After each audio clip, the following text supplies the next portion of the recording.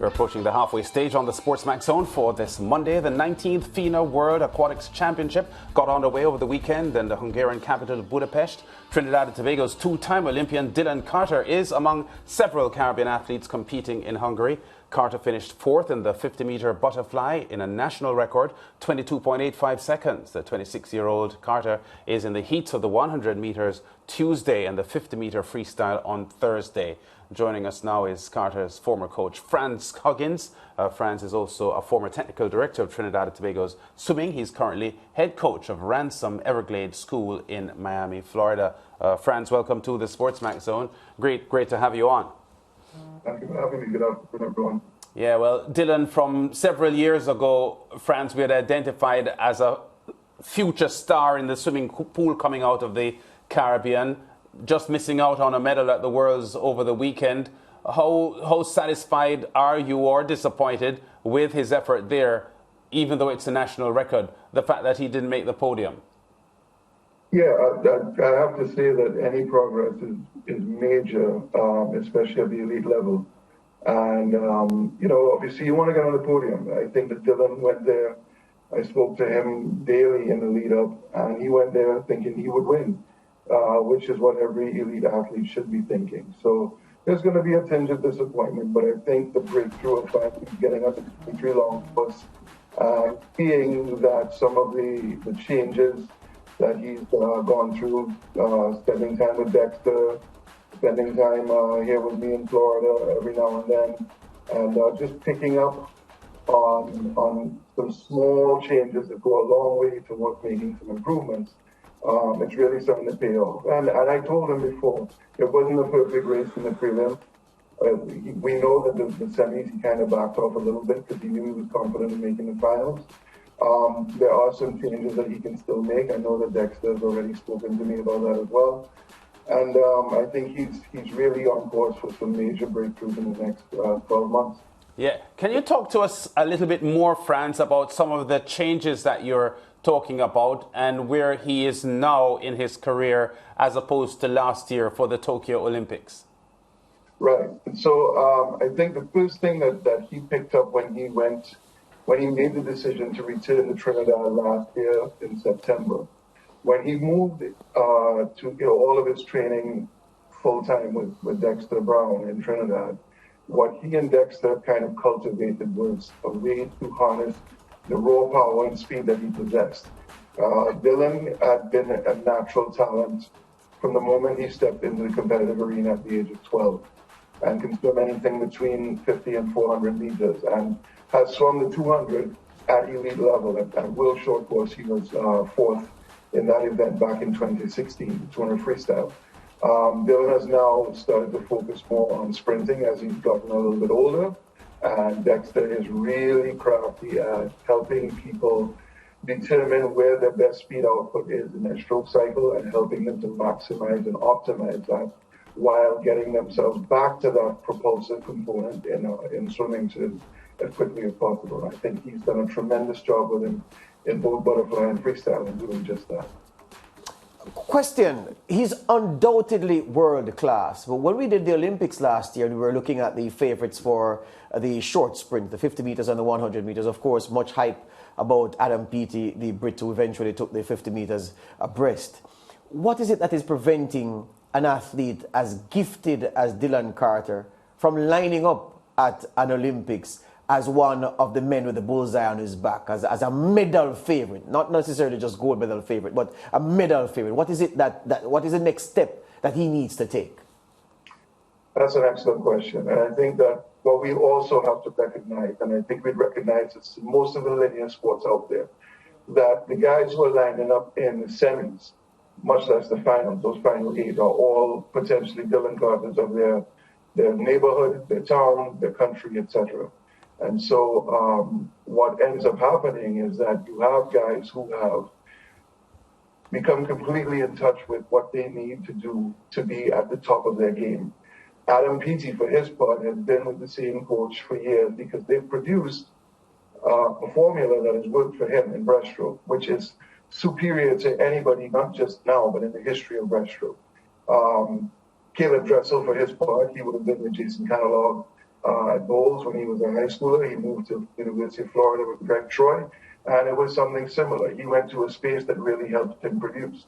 Dylan was on that path, I think, when he was at the University of Southern California, coming out of his time with me and some of the time he spent in Fort Lauderdale to finish his high school years.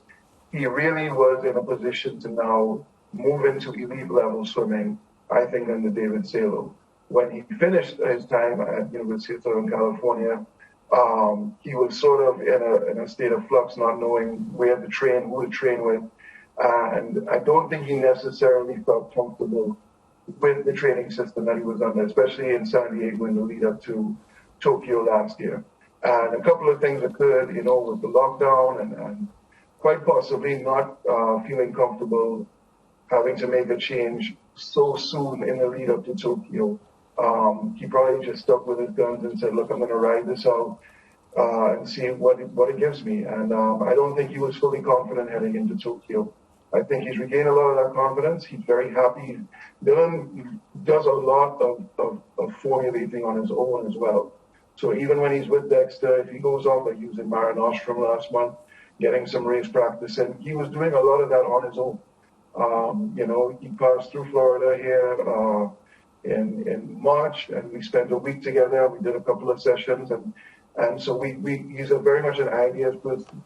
And he's reached a stage where he's so cerebral in his swimming that I think we'll see changes in him heading into the end of this Olympic cycle in 2 years.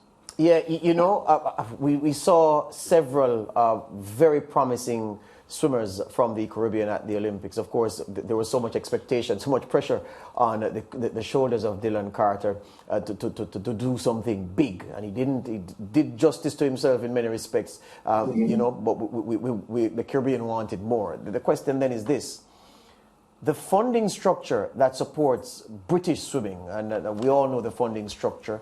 The rewards are huge for the athletes, and the facilitation for the athletes is tremendous for them to be at their best. They can be in camp training with world-class athletes. They don't have to be competing, flying around the world to get world-class competition to gauge themselves. The Caribbean does not have that.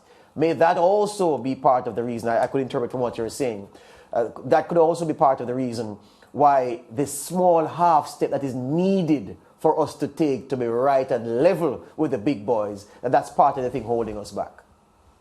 Well, let me take a moment, as you brought that up, to advocate for something that's very close to me. Trinidad and Tobago probably has the premier swimming facility in the Western Hemisphere, south of the United States right now. It is a major aquatic undertaking that was properly executed. And on my time as the head of technical, I advocated heavily with our government to turn that into a FINA training site, with an eye on it being regionally purposed.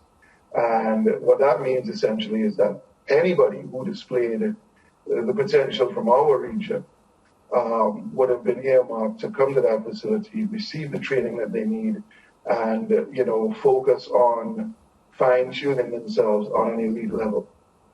It has not come to fruition for whatever reason, and I don't know what the plans are for it currently, but I think that is something that as a region, whether it be the heads of delegate at a Carifta or Sisikan or even at Guyana level, is something that ought to be explored. We can't do it in isolation. Our territories are too small, and in swimming terms, we're very underdeveloped. But there is an opportunity, I think, if we put heads together. And the truth of the matter is, when we go to these elite level meets, we're all cheering for one another. We are all feeling that sense of unity, because just one of us making it out of this region is a big deal for us. I think that we need to adopt that from the training level in our approach towards the championship level. France, great talking to you here. We'll be watching the performance of Dylan Carter and the other Caribbean athletes in Hungary over the coming days. We know that he does have the 100 coming up and the 50 free as well. And let's hope that Dylan can make the podium. Thanks, France. Thank you very much for having me. Have a great evening, gentlemen. Yeah, France Huggins there. And formerly coached Dylan Carter, who, as I mentioned at the top, George, from he was like 15, 16 years old, we knew that he would be world class because he had dominated Carifta, done well at CC Can and so on. And although he is not yet medaled at one of these major events, he's right on the cusp of achieving it. Yeah, I think he can. I think where George Bovell III reached, he can get there as well. The thing is this: I looked at the Olympics, and there's a big group of Caribbean swimmers who were just below competitive level, pushing for places in finals and pushing for, well, that's the first step, pushing for places in finals. Yeah. And I kept wondering throughout the coverage, as we had Tony Morrison, our expert, on set, what is it that it would take, and Annie Roberts, of course, what is it that it would take for us to make that next move? And Franz just spoke of it, because of the facilities and the training and everything.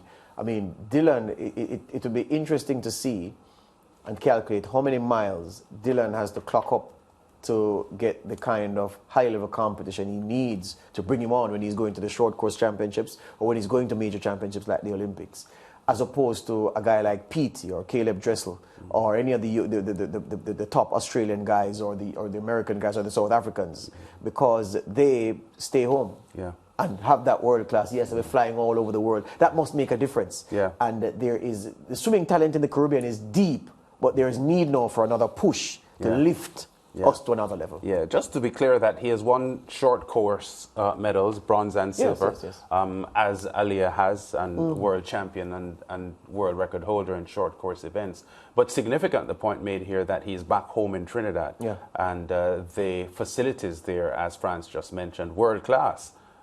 As you just mentioned, though, for competition, he needs to be traveling to get the kind of a competition that will lift his standards. So that's our swimming segment. We go to break. Still a lot more to come on the SportsMax Zone. Back in a moment.